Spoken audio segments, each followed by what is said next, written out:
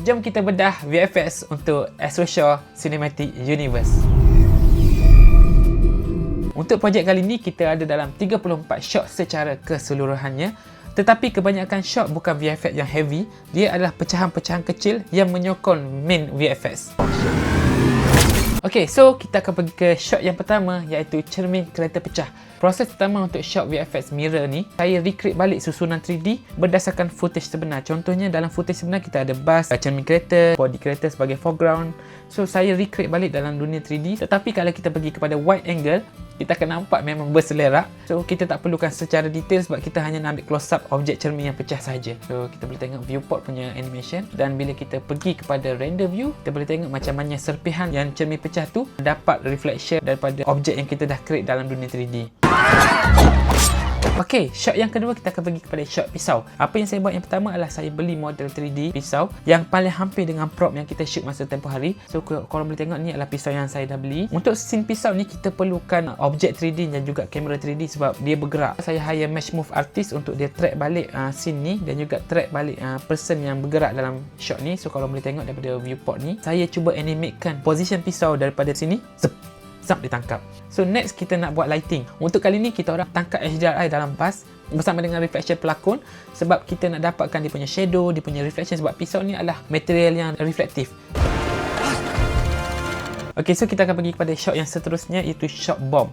So untuk bomb ni, apa yang penting adalah kita perlukan design 3D bomb tu terlebih dahulu. So daripada bentuk yang kita orang dapat ni, saya cuba buat satu bomb 3D. Macam cakap yang bentuk lebih kurang sama. Kalau korang tengok dekat kereta punya body tu, dia ada reflection dan juga ada shadow. Saya automatically boleh gunakan shadow dan juga reflection yang dah ada dalam footage. Saya hanya perlu replace body bomb sahaja dengan 3D model yang dah siap. Ni adalah bentuk art yang ada dekat set dan ni adalah model 3D yang dah saya siapkan. So ni adalah viewport punya look dan ni adalah render punya look.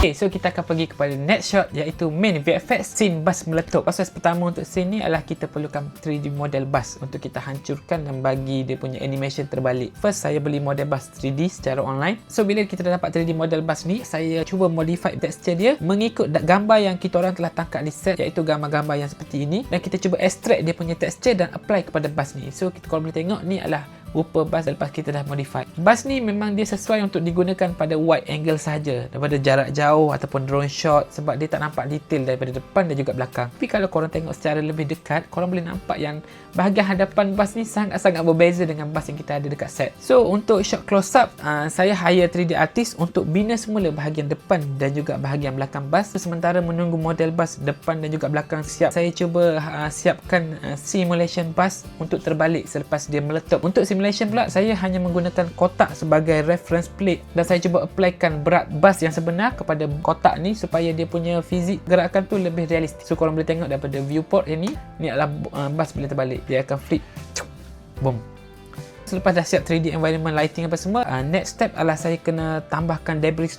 Saya hanya create beberapa serpihan kecil dan saya lekatkan kepada body bus. So korang boleh tengok daripada viewport kat sini. So korang boleh nampak ni adalah look untuk debris yang akan masukkan sekali dalam shot bus nanti. Selepas kita dah siapkan debris, untuk memberi impact yang visual yang lebih kuat, nak bagi tahu yang bus tu jatuh di atas jalan raya, saya siapkan ground bridge simulation di mana kita cuba dapatkan simulation tanah hancur. Kita applykan berat kepada kotak ni dan bila dia jatuh, dia akan interact dengan jalan raya yang kita dah set up lah. Sebelum saya dapatkan ground simulation yang memuaskan, saya ada tengok movie-movie, contohnya Avengers. Ada beberapa scene yang melibatkan tanah tu hancur, impact kepada jalan raya. Saya cuba ambil scene yang similar. Saya cuba tengok dia punya speed macam mana bila jalan hancur. Dia punya speed tu kita gunakan sebagai reference untuk kita masukkan dalam scene kita lah. So bila kita dah dapat satu simulation yang memuaskan, saya akan import semua simulation ni. So bila kita combine semua, memang dia benda tu akan memuaskan lagi lah look yang kita dapat.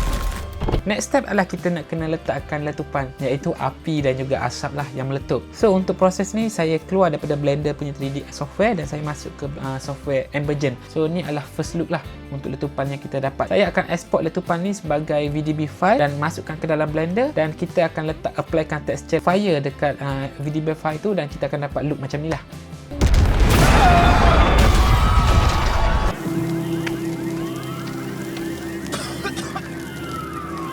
sekarang kita nak pergi kepada scene yang seterusnya, iaitu scene bas selepas kemalangan. Untuk scene ni dia agak crucial sedikit sebab kita ada close up shot bas hancur tau. Saya bagi tahu balik 3D artist tadi, saya perlukan satu versi bas punya body yang dah hancur. Saya dengan dia dah tak boleh nak communicate macam, oh saya perlukan bas seperti ni, saya nak bas hancur depan macam ni, sebab kita orang punya masa sangat-sangat terhad. Jadi apa yang saya buat masa tu, saya cuba upload beberapa keping gambar bas yang dah ditangkap dekat set dan saya upload ke dalam website AI, dan saya minta AI untuk generatekan gambar-gambar tadi, tukarkan kepada texture dah hancur. Dan apabila AI generate gambar, kita dapat look yang sangat-sangat memuaskan. Korang boleh tengok look yang AI bagi, dia punya texture sangat-sangat cantik, sangat-sangat realistik. Saya bagi kepada 3D artist tadi dan saya cakap, saya perlukan body bus yang dah hancur seperti dalam gambar ni. Jadi proses ni memudahkan 3D artist tadi, orang just terus boleh ikut apa yang saya perlukan berdasarkan gambar yang kita dah generate tadi. So korang boleh tengok, ni hasil pertama yang saya dapat daripada 3D artist. Berdasarkan gambar yang saya dah hantar, dia buat macam ni lah, hancur. Cumanya apabila saya dah masukkan ke dalam scene, saya rasa macam saya kena ubah sedikit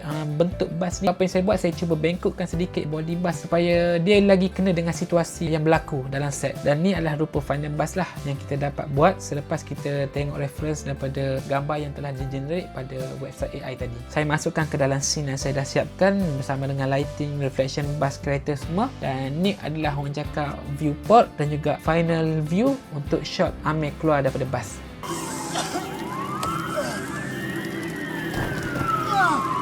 Secara jujurnya masih banyak lagi aspek VFX yang boleh dibaiki dalam projek untuk kali ni.